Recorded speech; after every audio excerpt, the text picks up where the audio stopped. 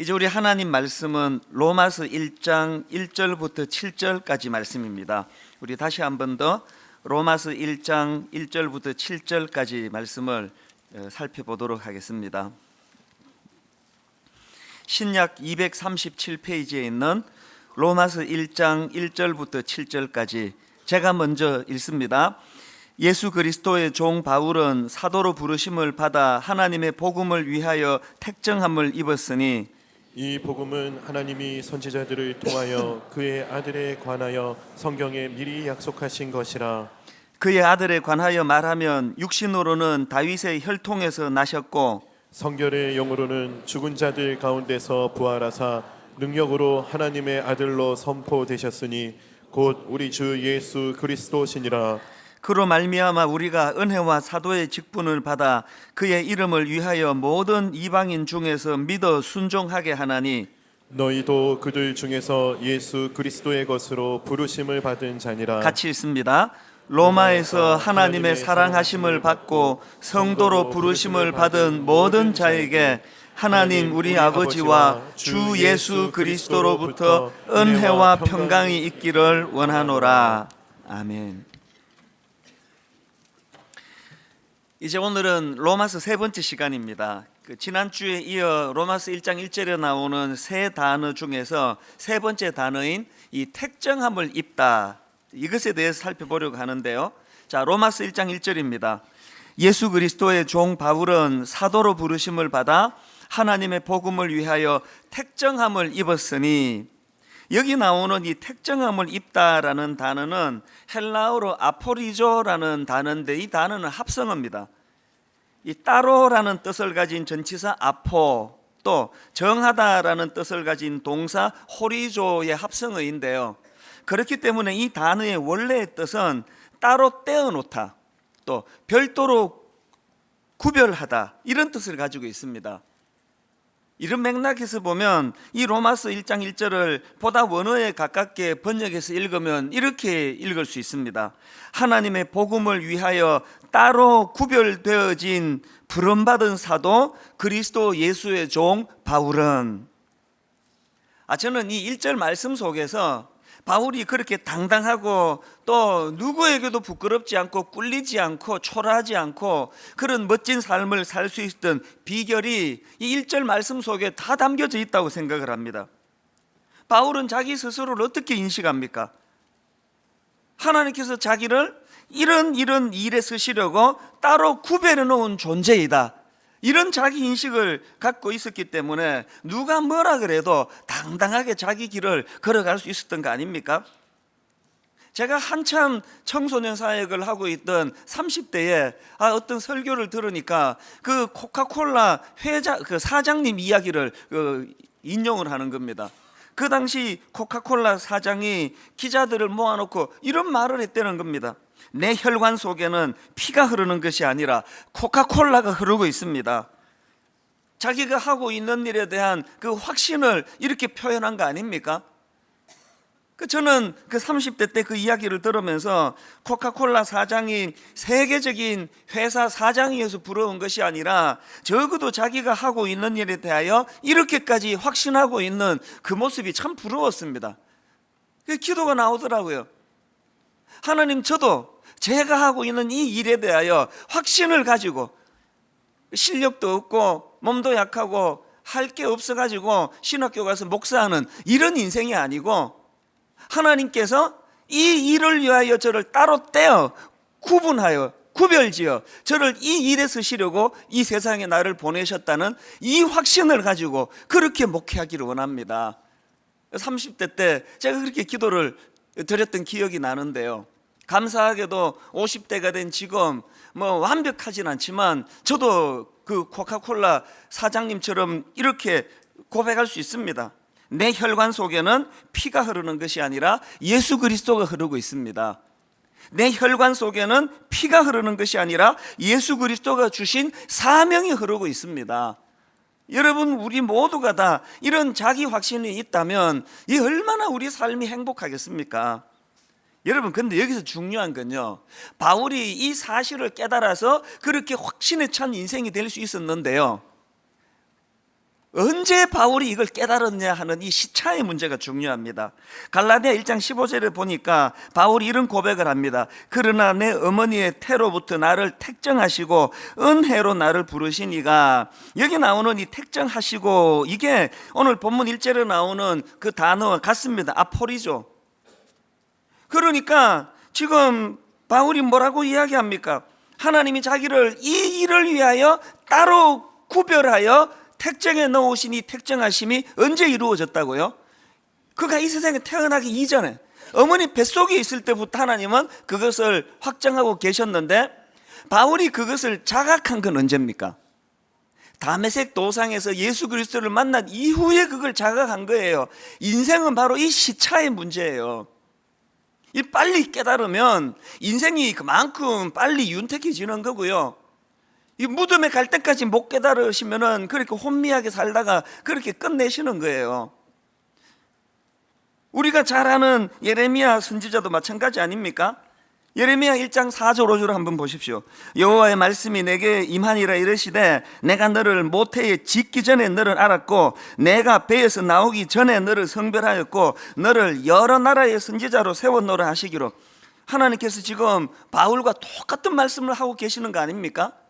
그런데 여러분, 그 사실을 인식하지 못하던 예레미야가 이 하나님의 확신 앞에 뭐라고 반응을 합니까? 6절을 한번 보십시오.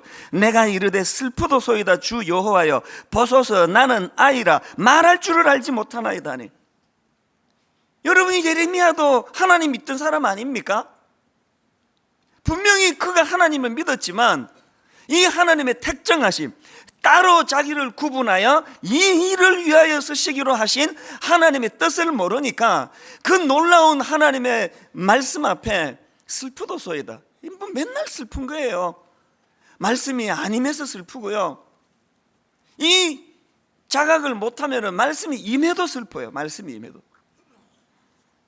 하나님께서는 확신을 가지고 예레미야에게 사명을 주시는데 정작 본인은 그 사실을 모르니까 그 가슴 벅찬 하나님의 꿈과 비전이 슬프게 들리는 겁니다. 이건 모세도 마찬가지 아닙니까? 출애굽기 3장 9절을 보십시오.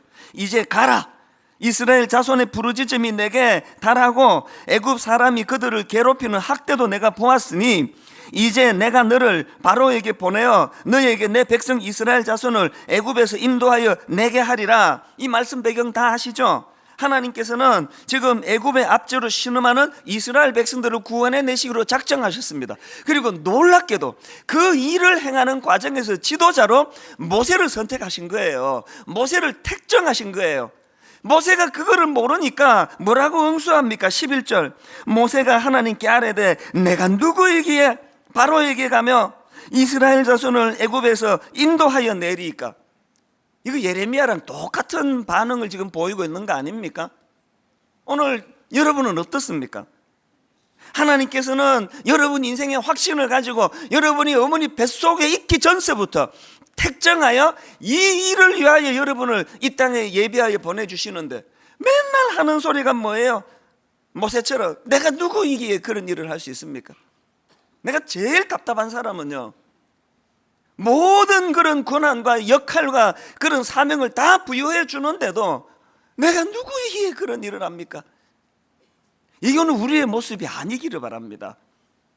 모세처럼 예레미야처럼 혼미하게 자기를 인식하고 있던 그들도 하나님 손에 붙잡힘 받고 하나님이 그들에게 말씀으로 가르쳐 주시니까 나중에 여러분 이 택정함의 비밀을 깨달았던 모세와 예레미야가 얼마나 아름답게 위대한 지도자로 쓰임 받았던 거 다 아시잖아요. 아마 주변의 사람들도 놀랐겠지만 당사자 본인들이 제일 놀랐을 거예요. 맨날 이런 나약한 소리만 해대던 내가 누구이기에 그런 일을 하겠습니까? 이런 초라한 삶을 살던 자기들이 그렇게 멋진 지도자로 쓰임을 받으면서 얼마나 놀랐겠습니까? 사실 여러분, 사실 저도 저에게 좀 놀라고 있습니다. 학교 다닐 때 주목받은 게 하나도 없고 공부도 그렇게 썩 잘 못하고 아주 못한 건 아닙니다 라고 말할 수밖에 없는 저를 이해해 주시기를 바랍니다. 두드러질 게 하나도 없는 저였지만요, 지금 제가 이렇게 쓰임 받는 게 신기해 죽겠습니다. 제가 제 인생에 대하여 신기한 게 이게 뭘 의미하겠습니까? 제가 제 의지로 영위하는 목회 길이 아닙니다. 저는 여러분들이 저를 보시면서 제가 전하는 메시지에도 은혜를 받으셔야 되지만 저 자신을 보고 은혜 받으시기를 바랍니다. 야, 저 사람도 저렇게 확신을 갖고 쓰이는 거 보니까 하나님이 대단한 분이긴 대단한 분일세. 그럼 나도 쓰이겠네.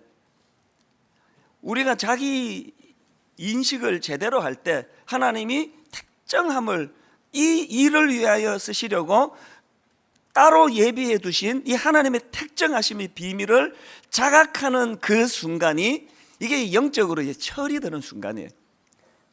맨날 그냥 권사님이라 그러면서 장로님이라 그러면서 내가 누구기에 이런 소리나 하고 있는 초라한 그 자리를 떨치고 좀 철든 하나님의 자녀가 되기 위해서는 이 특정함의 비밀을 깨달으셔야 됩니다. 이게 왜 중요한가 하면요, 여러분 그 빅터 프랭클 박사 아시죠?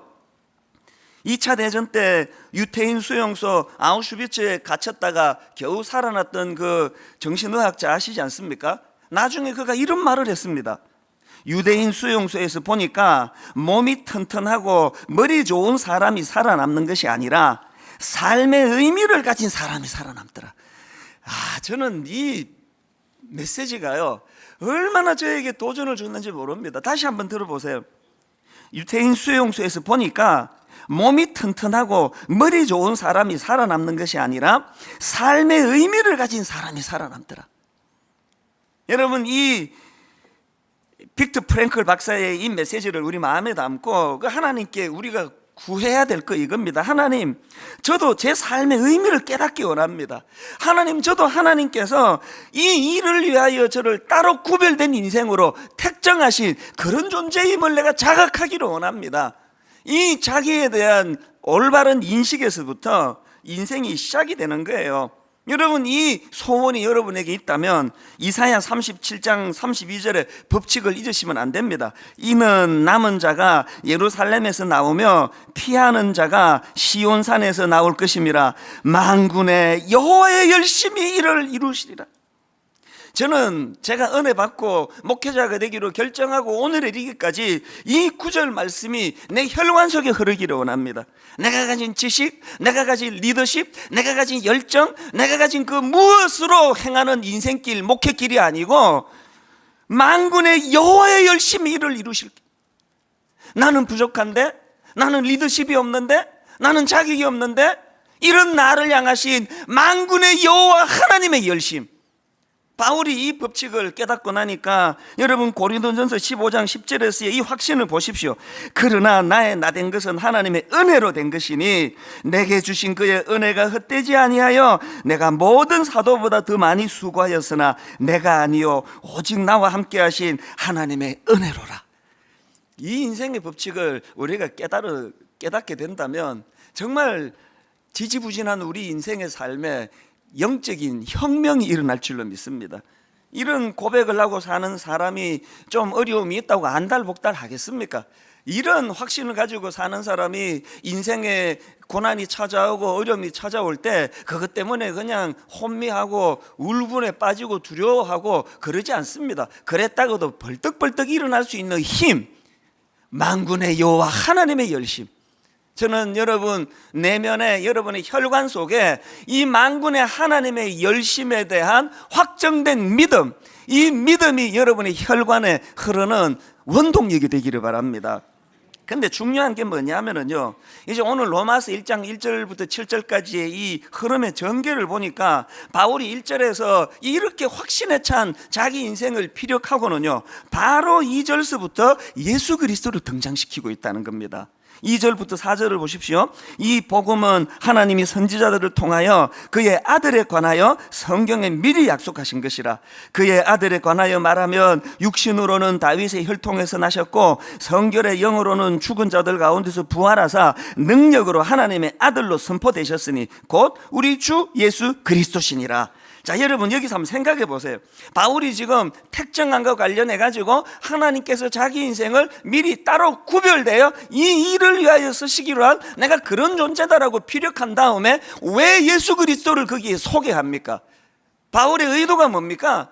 이 놀라운 사실을 깨닫게 하신 분이 예수 그리스도시라는 거예요. 더군다나 지금 바울이 자기 인생을 그렇게 변화시켜 주신 분이 예수 그리스도라는 것을 강조하면서 예수님의 어느 부분을 강조하는지를 보세요. 4절을 다시 한번 보세요. 성결의 영으로는 죽은 자들 가운데서 부활하사 능력으로 하나님의 아들로 선포되셨으니 곧 우리 주 예수 그리스도시니라. 바울은 지금 예수님의 어느 부분을 강조하고 있습니까? 예수 그리스도의 십자가, 예수 그리스도의 부활하심. 신앙은요, 예수님의 어느 부분을 붙잡느냐가 승패예요. 너무너무 많은 성도들이 예수님의 그 별책 부록, 별로 중요하지도 않은 하나님 나라 입장에서는 그저 그냥 관심사가 교회 와가지고 뭐 병 고쳐 주시더라, 뭐 부자 만들어 주시더라, 뭐 귀신 쫓아내시더라, 이런 하나님 예수 그리스도를 붙잡는 것도 물론 이건 믿음이에요. 이것도 필요하지만 그건요, 본질에 비하면 이거 별책 부록 같은 거예요. 우리가 이 땅을 살아가기에 어떤 그 도움을 주시는 분으로서의 예수 그리스도. 그래서 수능 시험을 앞둔 자녀들이 있으면은 막 1년 내내 막 철학기도 하고 금식기도 하고 매달려 가지고 우리 아들 대학 좀 보내 주시옵소서, 공부도 못 하는데 노력도 안 합니다. 그런데도 불구하고 찍는 것마다 다 맞게 해 주실 줄 믿습니다. 하나님의 능력을 믿습니다. 그런 믿음도 믿음이지만요, 그건 별책 부록 같은 거예요. 그것보다 더 본질적인 것, 내 영혼을 구원해 주신, 내 존재감을 확인시켜 주신 예수 그리스도의 십자가, 그리고 십자가를 통하여 죽으실 뿐만 아니라 죽음의 권세를 이기신 예수 그리스도의 부활하심, 이 본질을 붙잡는 신앙인들이 되시기를 바랍니다. 우리가 근본의 이 로마서를 통하여 반드시 회복해야 될 것이 있다면 바로 이 복음의 본질을 붙잡는 거예요. 별책 부록만 보시면 안 됩니다. 아무리 별책 부록이 뭐 이렇게 많아도 내가 그 잡지를 구입할 때는 본책을 보려고 구한 거 아니겠습니까? 이것이 오늘 본문에서 제가 발견하는 중요한 포인트인데요. 자, 그렇다면은 이제 좀 더 구체적으로 우리가 예수 그리스도의 그 십자가 은혜로 하나님의 택정하심의 비밀을 자각하게 된다면 어떤 일이 일어나느냐는 거예요.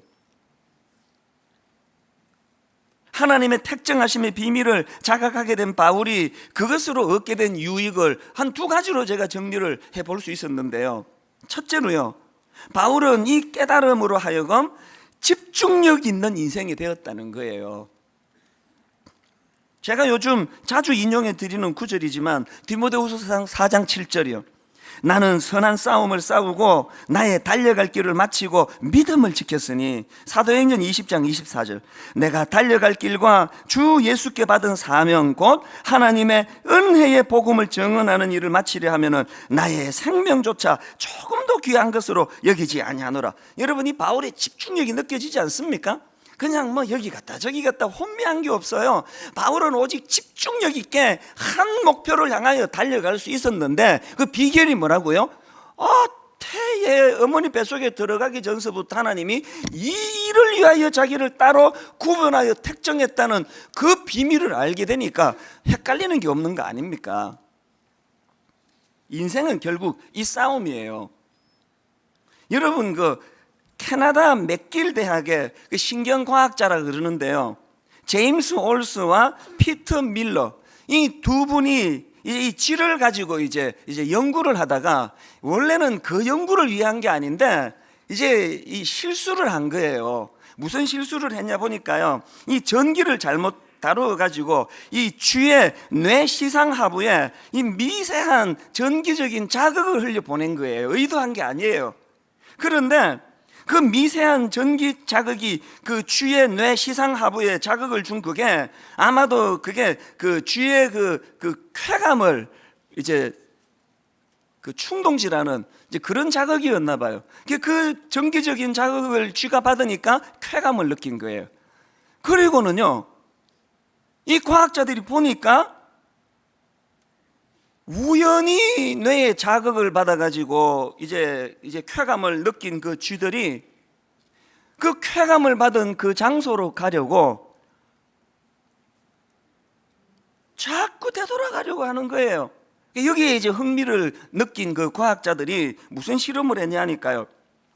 그 쥐들이 이제 쾌감을 느끼기 위해서 이제 그 지렛대를 설치해 놓고 그 지렛대를 누르면은 밟으면은 이제 쥐가 그 시상하부의 자극을 받아서 이제 쾌감을 느낄 수 있도록 그 지렛대를 만들어 놨는데 놀라운 일이 벌어졌습니다.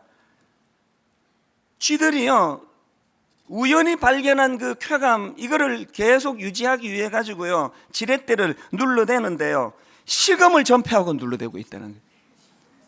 어떤 쥐는 지렛대를 누르기 위해 가지고 이제 이 바닥에다가 전류가 흐르도록 해놓고 저기에 지렛대를 이제 설치해 놓으면요, 여러분 그 전류가 흐르는 데를 지나가면 그 얼마나 고통스럽습니까? 이 몸에 전기가 통하는. 그런데요, 그거를 마다하지 않고 전류가 흐르는 그 바닥을 지나가지고 지렛대를 누르고요, 심지어는요, 어미쥐들은 갓 태어난 새끼들이고 뭐고 다 내팽개치고 계속 지렛대를 두드려 댄다는 거예요.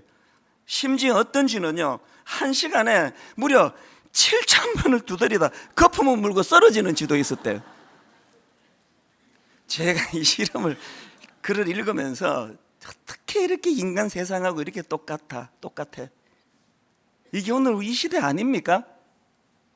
어쩌다가 우연히 쾌락의 길을 잘못 접하고는 거기에 한번 빠져들어가면은 뭐 자식이고 뭐고 가정이고 뭐고 다 내팽겨 쳐두고 그냥 그렇게 미쳐 날뛰는 이런 주부, 이런 남편들 이야기가 하루도 끊임없이 나오고 있는 게 바로 이거 아닙니까? 그런데 여러분, 그 과학자들은요, 우연히 실수로 쥐에게 그런 잘못된 자극을 줬지만요, 오늘 악한 사단은 의도적으로 교활하게 우리를 향하여 끊임없는 이 자극 속에 빠뜨리려고 공격하고 있는 게 오늘 우리의 현실이라는 겁니다. 그래서 저는 목회자로서 수많은 가정들을 대하면서 억장이 무너져요. 어떨 때는요, 그 감정이입이 돼가지고 막 집에 돌아오면 너무너무 우울하고 이러다가 내가 막 우울증이 걸릴 것 같아요. 겉으로 보기에 멀쩡한 가정이 사실은 그 남편이 지금 이 지렛대 발르라고 정신이 팔려가지고, 이거 어떻게 하면 좋습니까? 오늘 여기 지금 열심히 지렛대 바르면 7,000번씩 밟고 이런 분이 이 안에 계실 거예요. 근데 글쎄, 이런 시간에 예배 드리러 오시는 분들은 그런 분들이 뭐 없을 거라고 생각해요. 보통 그분들은 이 시간에 이제 자는 시간이에요. 밤새 지렛대 밟고 이제 이 시간에 보통 자요. 모르죠. 뭐 이제 빨리 예배 드리고 또 밟으려고 지금 이제 준비하고 있는 분이 계실지 모르겠는데요. 여러분, 우리가 그 실험실에 있는 그 쥐꼴, 그게 어떻게 쓰든지 그냥 뭐 신분이고 뭐고 어미쥐로서의 뭐 다 망가가고 막 전기가 통하든 말든, 저는 오늘 하나님께서 저와 여러분에게 은혜를 주셔서 바울이 갈라디아 1장 15절에서 고백했던 것처럼 우리가 그런 시시한 그냥 지렛대나 밟으며 쾌락이나 누리려고 사는 인생이 아니고, 하나님께서 내가 어머니 뱃속에 있을 때부터 나를 택정하셔서 따로 구별하셔서 사명을 위하여 나를 이 땅에 부르셨다는 이 사명이 자각되는 은혜가 있기를 바랍니다. 우리가 바울을 통해 대리로 그 인생을 들여다볼 수 있는 거 아닙니까? 이 인생에 사명이 있으면요, 쾌락의 지렛대가 유혹이 되지 않는다는 거예요. 저는 우리 성도님들에게 상처도 많이 받지만 또 우리 성도님들에게 은혜를 참 많이 받습니다. 지난 송구 영신 예배예요. 제가 이제 한 송구 영신 예배를 한 달 정도 앞둔 12월 초라고 기억하는데, 월요일에 내가 이제 등산을 하다가 무슨 생각이 들었냐 하면은, 이제 송구 영신 예배가 또 다가오는데 이 귀한 성도들이 그 늦은 밤에 은혜 받겠다고 오시는데 그냥 맨날 똑같은 그런 설교 이거 말고 하나님 좀 은혜 좀 주세요, 그 마음에 그런 소원을 가지고 이제 등산을 하는데, 우리 하나님은요 참 신실하신 분이에요. 구하면 주세요. 그 제가 등산을 하다가 퍼뜩 무슨 아이디어를 하나님이 주셨냐 하니까, 1년 동안 작년에 얼마나 어려운 일이 많았습니까?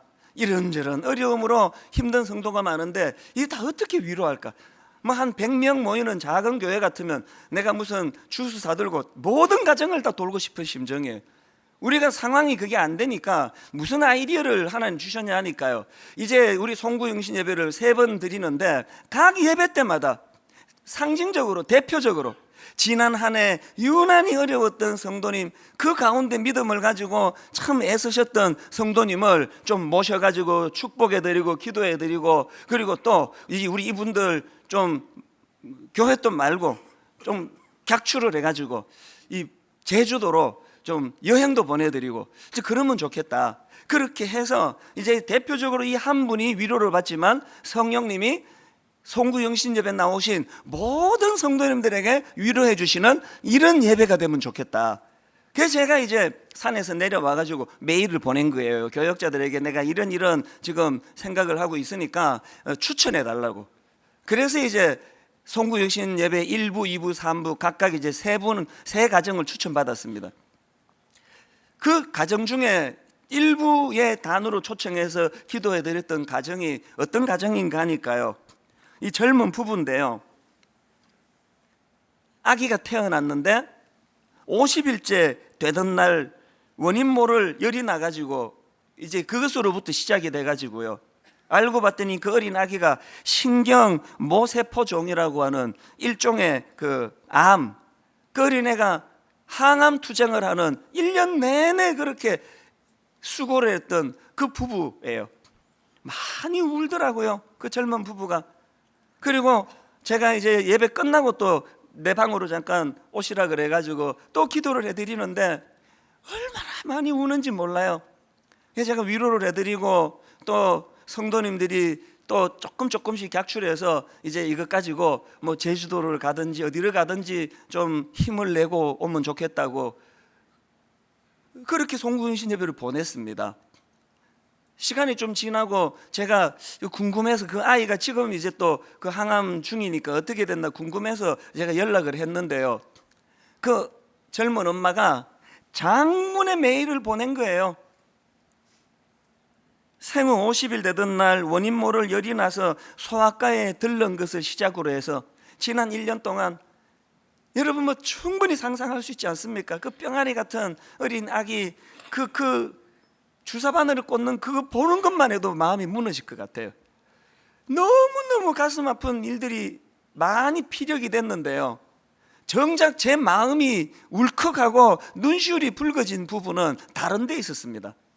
그렇게 길게 본인이 어렵고 힘들고 아팠던 것들을 쫙 묘사를 하고 맨 마지막 부분에 이런 대목이 나오는 거예요.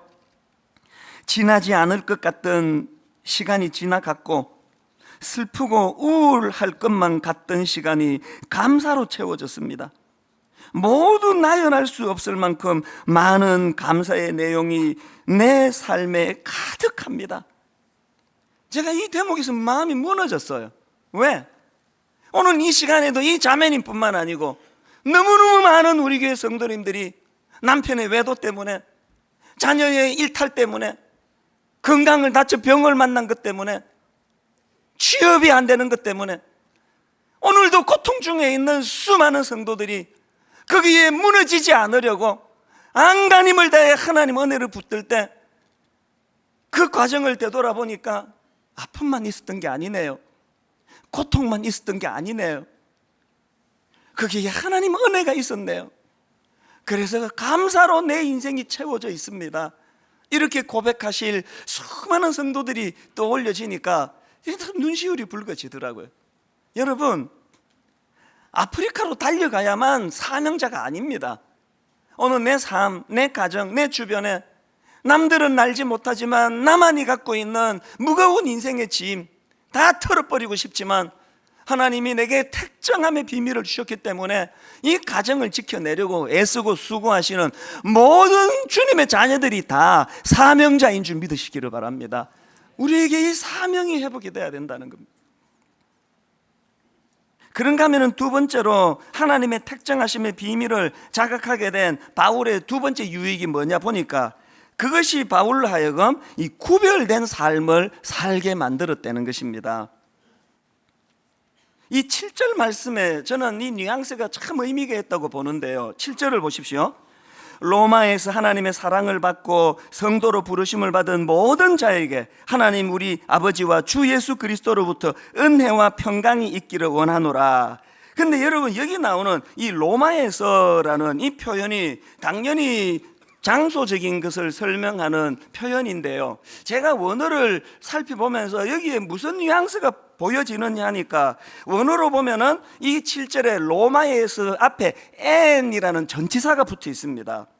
그런데 이 n이라는 전치사는 무슨 뜻이냐 하니까 우리말로 치면 무엇으로부터 또 무엇에서 이런 뜻을 가지고 있는 전치사예요. 그러니까 제 마음에 여기 나오는 엔 로마라는 표현이 로마에 있는 이라는 장소적인 의미도 당연히 포함되지만 무슨 느낌이 드세요? 로마로부터 구별되는 이라는 뉘앙스가 풍겨지는 거예요.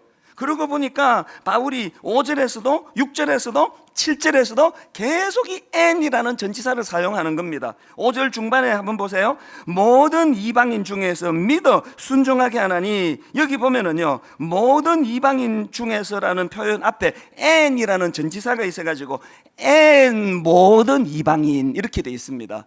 어떤 뉘앙스입니까? 다른 이방인들과 구별된 존재를 지금 강조하는 거 아닙니까? 6절에 나오는 말씀도 마찬가지예요. 너희도 그들 중에서 예수 그리스도의 것으로 부르심을 받은 자니라. 여기 나오는 이 그들 앞에도 n이라는 전치사가 붙어 있습니다. 그들로부터 구별된 상태로서. 사실 여러분 뭐 이런 거 다 설명할 필요도 없이요 7절에 나오는 이 성도로 부르심을 받은 할 때 이 성도라는 표현 자체가 그렇습니다. 이 성도라는 단어는 원어로 하기오스라는 단어인데 이 단어는 성결, 거룩, 구별 이런 뜻으로 사용되는 단어예요. 그래서 뭐 미숙한 사람들은 뭐 장로님 제일 높고 그 다음에 권사님, 그 다음에 집사님, 이것도 저것도 없는 사람은 성도, 제일 낮은 사람은 성도라 부르는 이런 잘못된 생각을 하는데 아주 잘못된 생각이에요. 여러분 장로라는 호칭보다 권사라는 호칭보다 집사라는 호칭보다 성도라는 호칭이 가장 아름다운 단어예요. 여기에 내가 성도 이찬수 이렇게 표현한다 할 때 무슨 뉘앙스가 있습니까? 몸은 비록 내가 로마 타락한 그 땅, 로마가 성적으로 타락해서 망했다는 얘기를 하잖아요. 몸은 타락한 로마에 내가 발 담고 살아가지만 나는 로마로부터 구별된 존재, 이게 성도예요. 저는 분당 우리 교회 모든 성도님들, 여러분이 여러분 자신을 어떻게 인식해야 되느냐? 나는 로마에 몸 담고 있지만 타락한 로마에 섞여 살지 않는 로마와 구별된 하나님의 사람이다. 이런 자기 인식이 있는 여러분들 되시기를 바랍니다. 제가 최근에요 너무너무 민망한 일을 겪었는데요, 이제 이 선교단체에서 수고하시는 목사님들은 사례비도 열악하고 일은 많고 수고를 많이 해요. 제가 아는 선교단체에서 수고하는 우리 후배 목사님들을 좀 제가 초청을 해서 내가 밥 한 번 사겠다, 또 영화도 보여주겠다, 이제 그런 거예요. 우리는 이제 술 담배를 안 하니까 뭐 최고의 대접은 밥 사주고 영화 보여주는 거, 뭐 그게 최고예요. 이제 막 너무 거기에 이제 열받으면 이제 커피까지 사주면 이건 완벽한 이제 이 대접이 되는데요. 그날 제가 이제 밥도 사주고 영화도 보여주겠다고, 그러니까 좋다고 이제 후배들이 왔어요. 맛있게 밥을 먹고요 영화를 보러 갔는데 이 영화가 이게 사람을 죽이는 영화예요. 얼마나 폭력적인지, 그냥 뭐 조폭들이 그냥 사람을 뭐 죽였다 이 정도만 묘사해도 되는데 그렇게 상세하게 그 죽이는 걸 묘사할 필요가 있습니까? 막 하여튼 막 피가 튀고 막 그냥 막 칼 막 나오고 막, 그리고 또 막 성적인 묘사가 막 얼마나 그냥 이게 무슨 포르노 보는 것 같아요.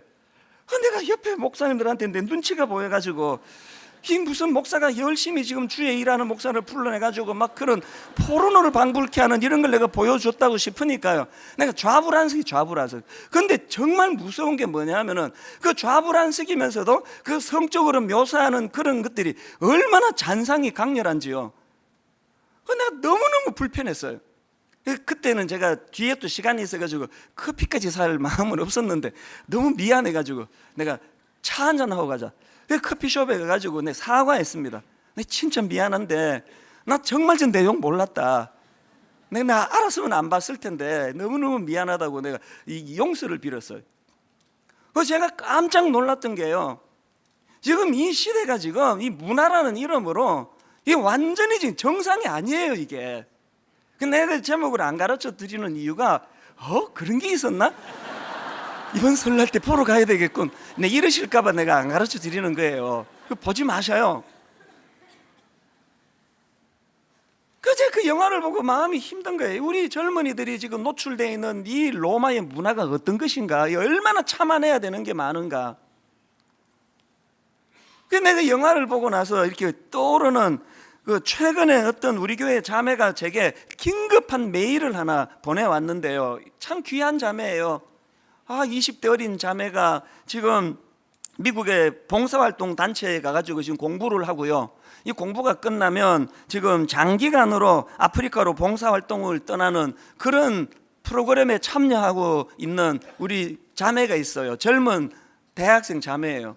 이 자매가 얼마나 귀합니까? 요새 이 젊은 사람들이 이기적이고 자기밖에 모른다고 걱정하는 시대인데 이렇게 이타적인 삶을 사니까 얼마나 귀해요. 그리고 그 세계 각국에서 이런 가치 있는 일을 하려고 모여든 사람이니까 그 사람들이 얼마나 그 고상한 사람들이겠냐고. 그런데요, 제가 메일을 보고 참 놀랐던 게 뭐냐 하니까 편지에 이런 내용이 있습니다. 한번 들어보세요. 그렇게 귀한 봉사자들이 모인 모임인데도 불구하고 기숙사에서 사는데 사귀기 시작하면 방을 같이 써요. 굳이 아무 사이가 아니어도 눈이 맞으면 관계를 맺고 말 그대로 혼돈 속에 제가 덩그러니 있어요. 이 자매가 혼란에 빠진 거예요. 이거 뭐 그냥 뭐 남자고 여자고 없이 눈 맞으면 같이 아예 한방 동거하고 막 이런 게 벌어지고 있는데 왜 저에게 긴급히 SOS를 보냈냐 하니까요, 한국에서 온 남자를 거기서 본 거예요. 너무너무 따뜻하게 잘해주는 거예요. 그 가족 떠나 외로운 이 세상 경험 없는 젊은 자매가 그게 얼마나 고마운 일이에요. 그런데요, 이 남자가 뭐라고 노골적으로 유혹을 하는가 하니까 정말 내가 놀랐습니다. 자기는 대놓고 한국에 결혼할 여자가 있다 이야기를 대놓고 해요. 그리고는 그 다음에 한번 제가 읽어볼게요. 들어보세요. 저에게 여기 있는 동안만 여자친구 하지 않겠느냐고 제의를 하더군요. 그러니까 두 번째 여자친구, 세상 사람들이 흔히 말하는 섹스 파트너 뭐 그런 것 같아요. 저는 남자와 깊게 관계를 가진 적이 아직 없고 또 하나님을 믿기에 성관계는 결혼 후에 사랑하는 한 사람과 하는 것이 당연하다고 생각했어요. 그런 저에게 저런 제의는 당연히 말도 안 되는 것이고 그래서 딱 잘라 화내며 거절했습니다. 저는 굉장한 사람은 아니지만 한 사람에게 온전히 한 여자로 사랑받을 만한 가치 있는 여자라고요. 근데 알겠다고 하면서도 능구렁이처럼 계속 다가옵니다. 여자를 수십 명은 더 만나본 것 같아요. 상황을 아시겠죠? 이 자매가 왜 저에게 긴급히 SOS 메일을 보냈느냐 하니까 그 다음 한번 들어보세요. 문제는 제가 무언가 이상한 건 알겠는데 이 사람이 나쁜 사람처럼 안 느껴져요. 그래서 제가 괜히 좋은 사람을 제 잣대로 평가해 버리는 것 같은 생각이 들어요. 항상 교회 안에서 부모님 울타리 속에서 지내던 터라 제가 너무 순진해요. 이런 세상이 있는 줄 미처 몰랐습니다. 위험한 사람이라는 걸 잘 알고 관계를 진척시키면 남는 건 낮아진 자존감 뿐일 거라는 거 아는데도 끌려요. 조금만 더 있으면 그냥 무너져 버릴 것 같아 지푸라기도 잡는 심정으로 목사님께 글을 남겨요. 딸이라고 생각하시고 따끔하게 한마디 해주세요. 내가 여러분이 마음이 아픈 거예요. 여러분이 자기 가치관을 지켜내려고 이 자매가 그렇게 몸부림치고 노력하는데 능구렁이처럼 다가오는데 마음이 흔들린다는 거예요. 이거 어떻게 하면 좋습니까? 이게 여러분이 한 자매의 문제입니까? 오늘 이 세상 가치관은요, 대놓고 나 결혼한 여자 있다. 옛날에 우리 때도 이런 저질들이 있었지만요, 최소한의 양심은 있어서 그 숨기고 그런 짓에 숨기고 이 대놓고 나 결혼할 여자 있다. 근데 난 그냥 너랑 성적으로 쾌락을 즐기고 싶은 거다. 어떤 책임도 지지 말고 즐기자는 거예요. 이런 로마에 우리 자녀들이 지금 노출이 돼 있습니다. 어떻게 하면 좋겠습니까? 왜 여기에 우리 신앙 가진 젊은이들이 다 무너집니까? 여러분, 저는 그래서 이렇게 하나님 앞에 기도합니다. 아버지, 이제 분당 우리 교회 이 로마서를 선포할 때, 로마서를 가지고 말씀을 나누어 볼 때, 하나님, 누가 병 나았답니다. 누가 기도해서 무슨 아들이 좋은 대학 갔답니다. 누가 기도해가지고 부자 됐답니다. 이런 별책 부록을 붙잡는 신앙인이 아니고, 아버지, 복음의 본질, 예수 그리스도의 십자가, 예수 그리스도의 부활하심, 내 영혼을 주장하시는 주님의 복음을 붙잡는 교회가 되기를 원합니다. 우리 어른들이 먼저 이 능력을 경험하셔야 돼요. 수많은 이 로마에서 일어나는 타락한 유혹 가운데 내가 복음 대신 예수 그리스도를 본질을 붙잡았더니, 그래서 혼미한 내 인생에 따로 구별하여 어머니 뱃속에서부터 이 일을 위하여, 이 가치 있는 일을 위하여 나를 택정하여 보내주신 그 하나님의 신비를 내가 경험했기 때문에 나는 변질될 수 없다. 나는 로마에 몸담고 살지만 나는 로마에 속한 인생이 아니다. 어른인 저와 여러분이 먼저 이 확신을 경험하게 되시기를 바랍니다. 이 확신을 가지고 자녀에게 가르쳐야 돼요. 네가 그 저질 남자 유혹을 이겨내는 걸 목표로 삼지 말고 그 남자를 변화시켜라. 그 썩어 빠진 가치관을 가진 그 남자가 얼마나 결혼할 그 여자에게 더럽고 무서운 죄를 짓는가를 네가 자각시키고, 그래서 로마를 네가 변화시켜라. 여러분, 이 꿈을 다 잃어버린 게 한국교회예요. 그저 한국교회 이제 사고 안 치고 문제 안 생기고 현상만 유지하면은 더 이상 바랄 게 없는 것 같은, 저부터 회개합니다. 하나님, 이 세상에 위축되지 아니하고 저는 어머니 뱃속에서부터 따로 이 사명을 위하여 구별되어 주님께서 관리해 주신 특별한 하나님의 사람입니다.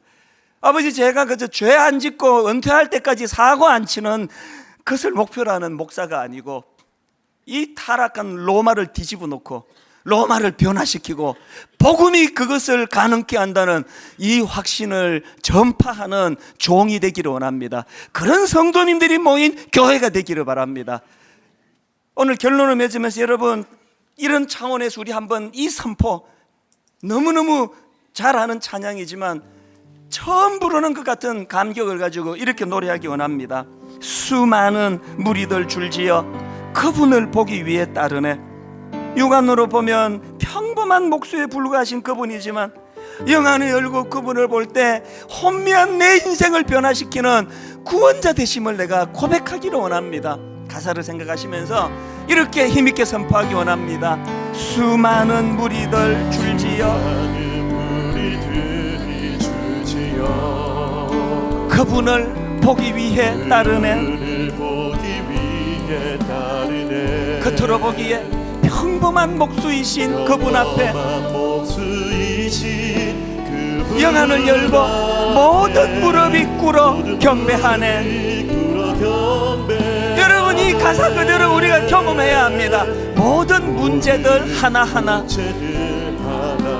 심지어 죽음까지도 힘을 잃고 생명의 근원 대신 예수 이름 앞에 모든 권세들 굴복하네. 하나님, 이 놀라운 영적 비밀을 깨닫고 경험하기 원합니다. 예수 이름 높이세. 능력의 그 이름, 예수 이름 높이세. 구원의 그 이름, 예수 이름을 부르는 자, 예수 이름을 믿는 자,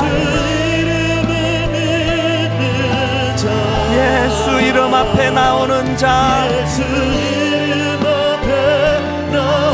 복이 있도다. 나의 계획이 실패하고, 여러분, 내 열심으로 되는 게 아닙니다. 나의 소망이 끊어질 때,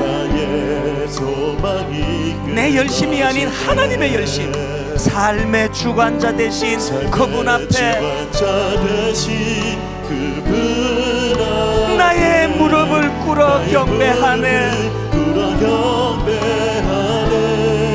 여러분, 이렇게 선포하시기 원합니다. 나의 삶을 그분께 맡길 때 이거 경험하십니까? 비로소 나의 마음 평안해 구원의 반석 되신 예수의 이름을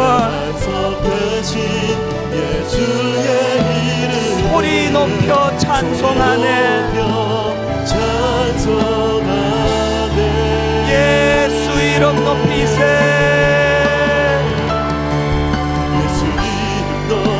능력의 그 이름 예수 이름 높이세. 구원의 그 이름 예수 이름을 부르는 자 복음 대신 예수 이름을 믿는 자 복음 대신 예수 이름 앞에 나오는 자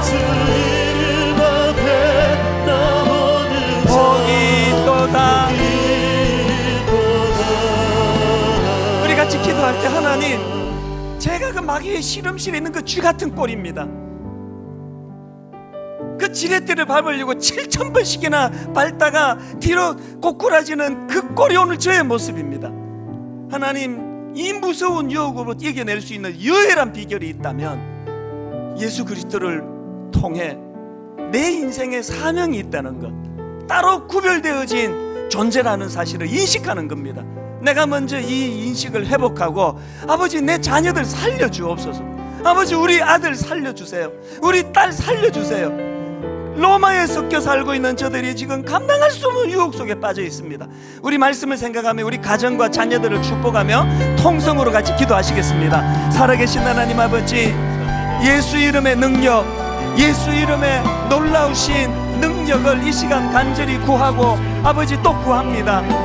아버지 하나님 예수 믿고 복받고 예수 믿고 부자 되고 예수 믿고 좋은 대학 가는 별책 부로 붙잡는 신앙이 아니고 주님의 십자가 주님의 부활하신 아버지 하나님 복음의 본질을 붙잡기 원합니다. 우리 가정을 살려주시옵소서. 하나님 타락을 자극하는 지렛대를 밟기에 아버지 그 유혹을 떨칠 수가 없기에 주님 앞에 낙심하며 이 자리에 나와 눈물로 기도합니다.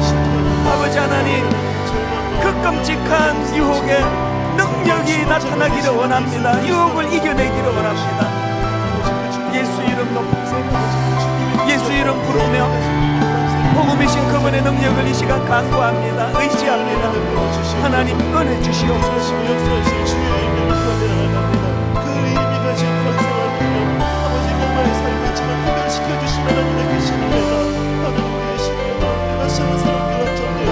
계속 기도하실 분 계속 기도하시고 우리 확신을 가지고 다시 한번 선포합니다. 예수 이름 높이세.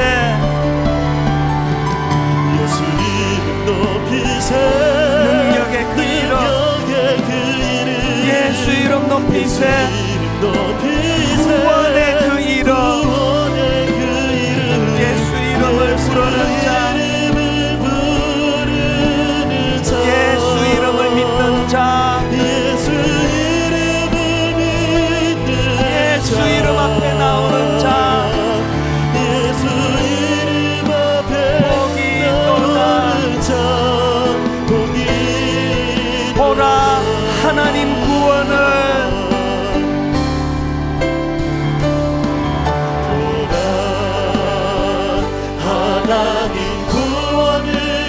보라 하나님 능력을 너희를 위해서 싸우시는 주의 손을 보라.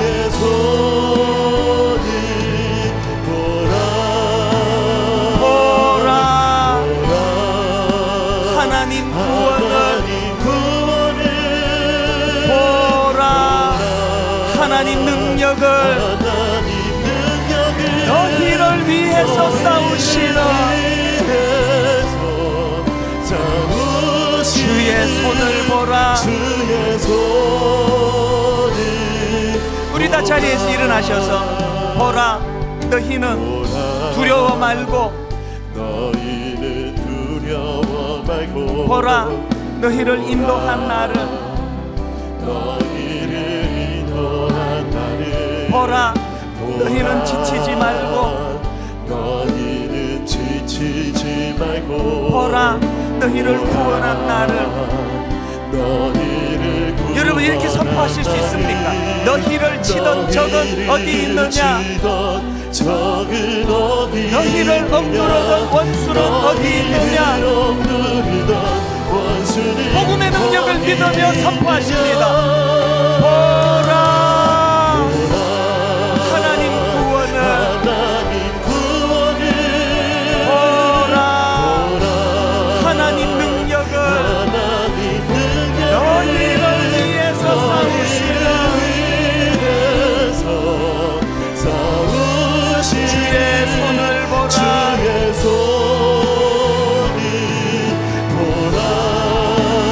보라 하나님 구원을 보라 하나님 능력을 너희를 위해서 싸우시는 주의 손을 보라.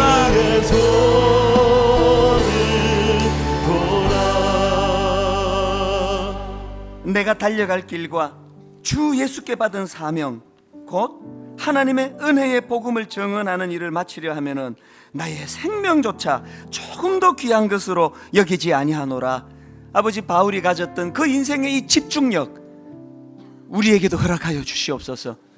비록 몸은 로마에 몸담고 있지만 로마의 영향을 받지 않는 로마와 구별된 성도들을 향하여 바울이 편지를 썼던 것처럼 오늘 우리 그리스도인들이 타락한 이 땅의 영향력 아래 놓여 있는 것이 아니라 하나님의 영향력 아래 놓인 하나님의 자녀들 되게 하여 주시옵소서. 우리 주 예수 그리스도의 은혜와 하나님 아버지의 다함없는 사랑과 성령님의 감동, 감화, 위로, 교통 충만하심의 역사가 오늘 주신 말씀 마음에 담고 복음 대신 예수 그리스도 그분과 더불어 동행하는 인생길 되기를 갈망하며 예배하는 모든 주의 자녀들 머리 위에 지금부터 영원토록 함께 하시기를 간절히 축원하옵나이다. 아멘.